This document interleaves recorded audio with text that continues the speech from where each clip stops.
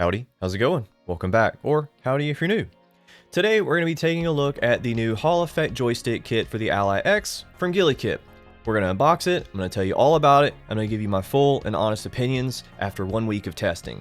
I've been using these, I want to make sure that I go over everything in this video, so definitely if you are looking to see if these are the joysticks for you, this is the video for you. We're definitely going to compare them to the HandHeldDIY TMR joystick kit, and I'm going to give you my overall impressions of both of them and the pros and cons of both of them as well. So if you like what you see, definitely get subscribed. We've got a ton more mods coming, including finally, you guys are going to be seeing the back paddle mod. It's almost done. It's like 99% done. Kira is finishing up the revisions on those, and it will be ready very, very soon. Also, a ton of other mods.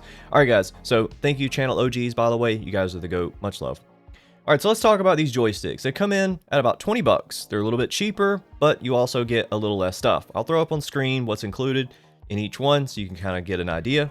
So basically with this, you don't get much, just the joysticks themselves. Now, quickly, the pros and the cons between the two. All right, and you can see above here, the HandHeldDIY has the calibration buttons. Those are going to be really, really important for Steam OS and Linux. And then on the left, we do not have any hardware calibration buttons. So you'll simply have to rely on software options only. And if you don't have a software option, well, you might be up the creek. Here's the thing I noticed first off when installing these. I've seen it multiple times where people were having a little bit of issue calibrating them. Now, some people also had issues calibrating these, but it was more of a skill issue rather than a module issue, and I think people just skipped the steps on calibrating these because every single time I just said, well, did you follow the steps in order? And they say, oh no, I missed one. And then boom, they come back and say it's perfect. And I'm like, oh, okay, cool, nice. So the pros of this, by the way, you will be able to pretty much run PS5 thumbstick caps, for the most part without rubbing this outer ring, but you'll end up rubbing something else likely. You do have a small window of error here. There's basically some people who reported back and said that the PS5 thumbstick caps work great, they don't have any issues, and I'm like, hey, that's awesome. I think the tolerances on some of these sticks might be a little different, so I'm going to show you at the end of the video some of the workarounds for that, and they're not hard. It's pretty easy, but try them out first. Out of the box, these things don't have the hardware calibration. When I tried to calibrate them in Armory Crate, this one over here just did not want to calibrate. I had to try it over and over again because it just kept sticking to the left.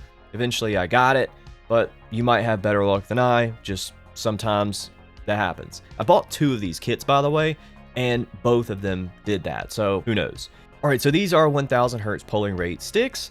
And so now I'm going to show you up on screen the difference between all 3 sticks. We've got stock on the left, we've got Gulikit on the middle, and then we have the HandHeldDIY on the right. And this will show you the polling rate and the intervals and latency as far as my testing goes. And then I'll show you the difference between the circularity rate on each one.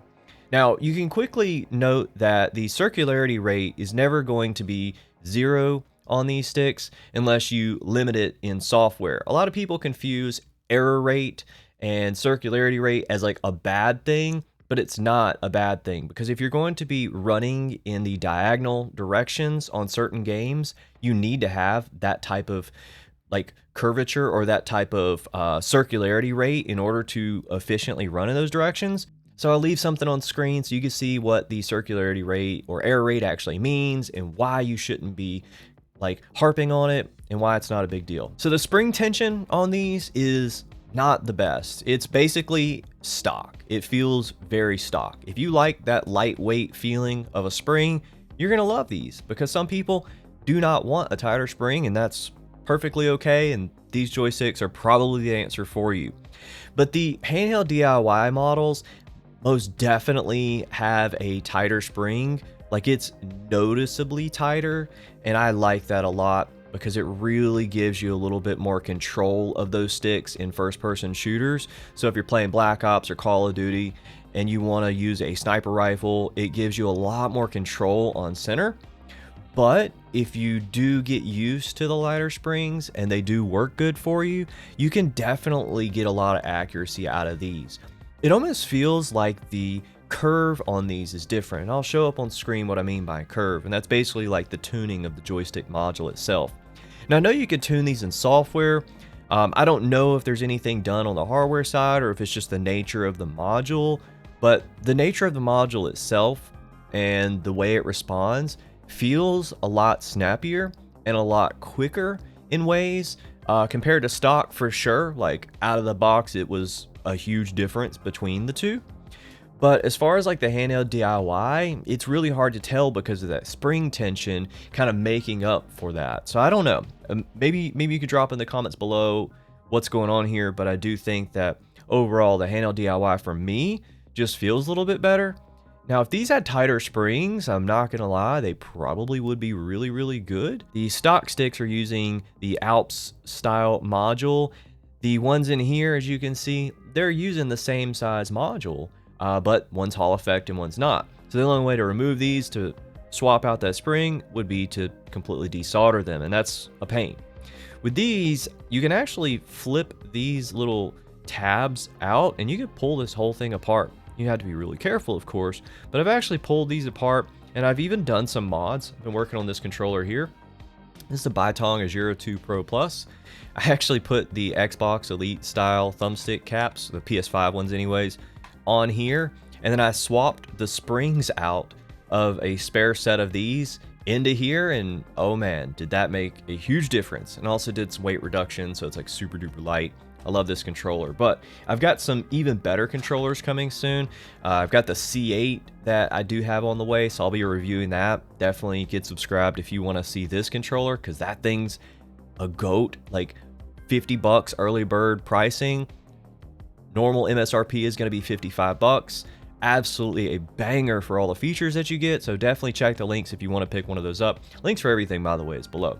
All right, so let's talk about these sticks themselves. Let's go ahead and remove this thing, and I'll show you what they look like and some of the workarounds I had to do. All right, so if you're going to be installing these, by the way, I would hope that you've been inside your Ally before and this is not your first mod, but if this is your first mod, I'm going to give you some tips. So this is the JSAUX clear RGB backplate, and of course it's got the built-in little RGB modules right here, and they are removable. So if you don't want to look at red PCB, you can remove these. There's little screws that hold them in, and you can have just a clear backplate. You can paint it, you can dye it, you can do whatever you want with it, but the buttons on the back feel really good, and I like this backplate a lot. It's really fun, and it does have the same stock dimensions, and it has tons of little different RGB controls on it.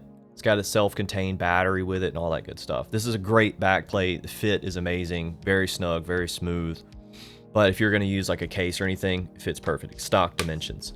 So removing your screws, by the way, if you're using this backplate, these top ones will get stuck in there and they'll just spin and spin and spin and spin, but they'll come out when you pop it off. Sometimes these screws can get stuck in there, by the way. Oh, and this new mod's coming. I can't wait to show you about this new mod. This is going to be amazing. Finishing up the files on these, so definitely stay tuned for that. This one's going to blow you away. The screws do get stuck sometimes, but just make sure that you have spent as much time as you can to unthread them. So here's how I open up the backplate. I start at the top. I try to get my fingernails in there and I pop it up.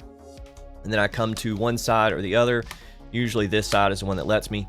And I can try to get my fingernails in there, clip that, and there she goes. So now that we have the backplate off, you're gonna flip it real quick, and then this needs to be undone. This is a little ribbon cable. You need to flip it and then pull that out. All right, so let's go ahead and remove, I guess, this one over here. You're gonna flip your little ribbon cable flipper down, pull that ribbon out. This is the only screw that is longer than the rest of them. All of the other screws, by the way, you've only got 3 screws holding in each module. They're pretty easy to remove. The top one is the only one that's longer. Now, I normally use my XCOOL screwdriver, by the way. It's a superior driver. It's faster, it's better, but I'm actually using the drill bit portion on it, so I had to revert back to my old Aeromax, which has a terrible battery life because I've used it for so many years. But it still is trucking along. It's still a good screwdriver, but it's definitely a lot slower. And I do wish I had a drill bit feature on this one, but yeah, I digress. All right, so when you're popping out these modules, you just push right there. All right, so this is the Gulikit module right here, and this is the stock module, and you can see they're about the same size. They're really similar. and that is, you know, pretty good for people who are wanting to use stock sticks. It just fits, no issues with stock sticks really. But the one thing that you'll quickly learn is if you're rubbing on the outer edge until it gets worn in, it kind of felt a little crunchy.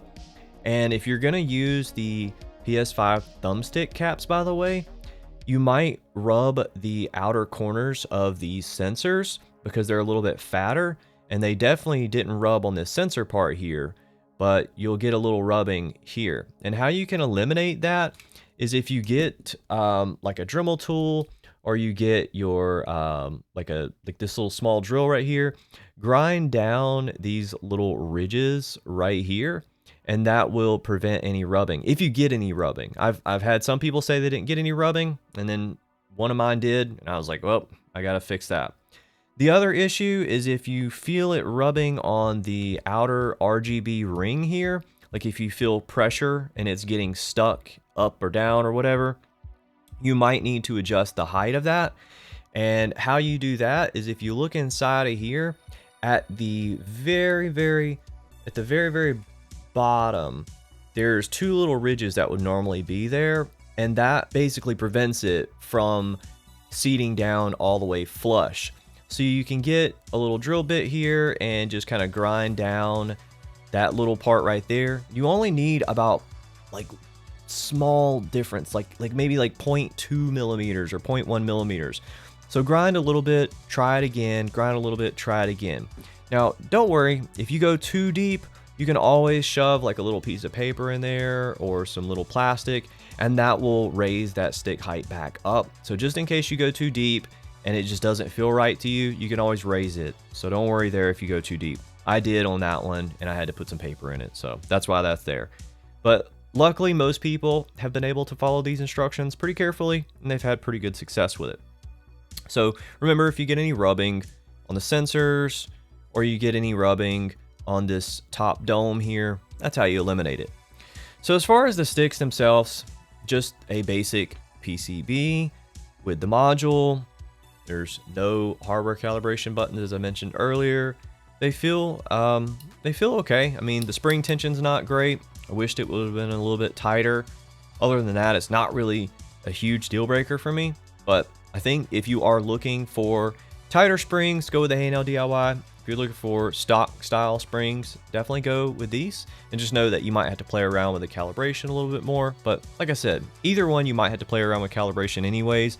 That's kind of par for the course when it comes to using Hall Effect joystick kits, is that you do have to dial them in because that's not what was in there originally.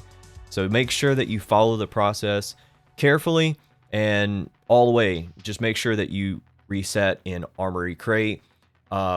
For these anyways, make sure you reset for Armory Crate, and then make sure that you follow the instructions on the calibration menu to a T. Now, if you're using the HandHeldDIY, of course, you need to calibrate hardware first. Refer to the video on this that I'll drop below, because you need to follow that really carefully in order, because like I mentioned earlier, you might have an issue if you don't. All right, so let's go ahead and put this back together so you can see how they go back in. So we'll slide that back in there. And if you are putting in the PS5 thumbstick caps and they don't want to go in, you can kind of like push it in right there, and that'll help assist it going in its hole. Go ahead and put in your screws. Also, remember, a pro tip is not to tighten them all down just until you get them all in there, and then do them a little bit at a time so they're all evenly torqued. I also like to hand tighten down the rest of the way.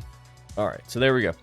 Now they are tight, and then you will replace your ribbon cable, and that's pretty much it. Now, when you put this back together, by the way, there is a light sensor here. If you open up the backplate on your Ally or ROGAllyX, you need to cover up this with like a black piece of tape or something, and this will help in the future if you have to take the backplate off. So when you plug all this back up, you will need to plug in the power cord for about 30 seconds or so, just so it can recognize power with the backplate on, and then you should be able to power it back on fully. And I don't have to plug in the power to mine because, like I said, I've bypassed that long ago. That's something that you definitely should go ahead and do. Now let's take a look at the Armory Crate, and I'll show you just quickly how to calibrate these, because I'm sure you already know, but just for all the newbies here, let's do it once more. All right, so you're gonna open up Armory Crate, click the settings or the gear icon right here. Then you're gonna go to calibration. You're gonna hit the left stick first. You'll do it for both. Wait for that. Oh, see, there you go. Look at that. That calibration, how it's doing that little wonky thing. That's exactly what it did to me the first time. Oh, I'm so glad I picked that up on camera. See, the one thing that I think is crazy about this is that it did it on camera now, and I tried earlier and it didn't do it on camera. So yeah, look, here's the recommendation for that. You sometimes have to play around with this. So I'm gonna revert to stock. I'm gonna hit OK. So it says to move this in the direction to make sure that this is centered and it illuminates. So I'm guessing go ahead and hold it in that position and hit A. Let it go. There we go. Hit A and it centered it, so it should be good there. Go ahead and hold this in all the directions. Now you're going to do circle 3 times all the way. Okay, now it's centered. Okay, so that one is calibrating okay now. One of the other things I forgot to mention is the clickiness. Clickiness of these buttons is a lot louder than stock, and it's also a lot louder than the handheld DIY. It's got a much more positive click. It feels like a longer stroke, for lack of better words, or a longer click. I don't know why that word came into mind, but hey. Coming up on them late nights. Aye, boom, boom, boom, boom. Yes, see Poppy, see Poppy, see Poppy. Seems like there's a little bit more travel. There we go. That's the word I'm looking for. Oh man, my brain. So look, that is an issue for some. If you're playing late at night next to your loved ones and they are trying to sleep and they hear this clicky clacky, clicky clacky, they might kind of get annoyed. So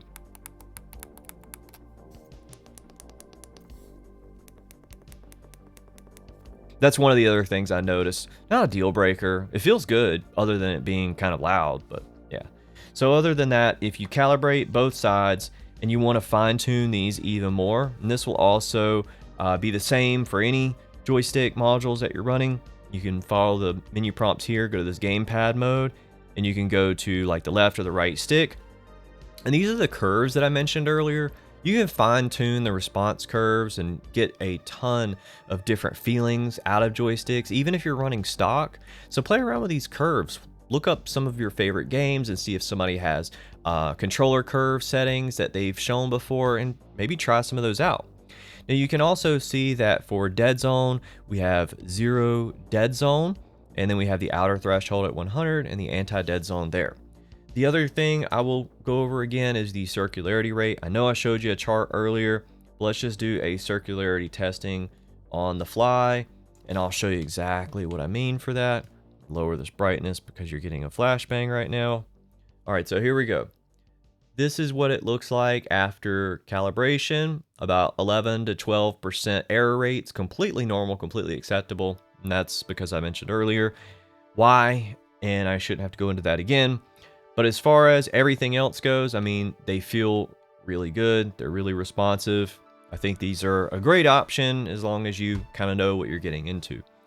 So guys, until the next one, I really appreciate you all. Thank you so much. Huge channel shout out to the OGs, the recent subs, recent members. Love you all. Thank you so much for all your loyal support. You guys are the GOAT. Let's definitely look forward to 10K. We are chugging along. We are getting so close to 10K, guys. Like I blasted past 9K. Now we're just gonna blast right onto the moon, and I'm so looking forward to taking you guys along for the ride. I can't even begin to tell you how much stuff that I have planned and how many things that I'm really excited for. Got handhelds, got devices, got tons and tons of stuff that I've got lined up, ready to go. So many things. I've got some Steam Deck mods. I've got OG Ally mods again. Yes, I promised you guys some OG Ally content will be back, and it's coming. Don't worry, that is coming. I've got some stuff that a buddy of mine ordered, and he wants me to put it on for him, so we're gonna do that. I normally turn everyone away. I don't do mods for anyone, but because he's local and he's a really good friend of mine, I can't turn him down. But anyone else, no, I don't mod for anyone. Never have, never will. It's just a thing about me and my like kind of personal, like, trust in people or lack thereof. So look, guys, thank you so much for everything again. And I hope this video was helpful. Sorry it was a little long-winded, but you know, I'm thorough. I like to make sure I cover all my bases and give you everything that you need to know. And if you want to know more about any of these other mods, if you're new to the channel, ABXY buttons, magnetic D-pad, you name it, it's on the channel. I've got links below for everything. And until the next one, I hope you have a good afternoon, good evening, or good night.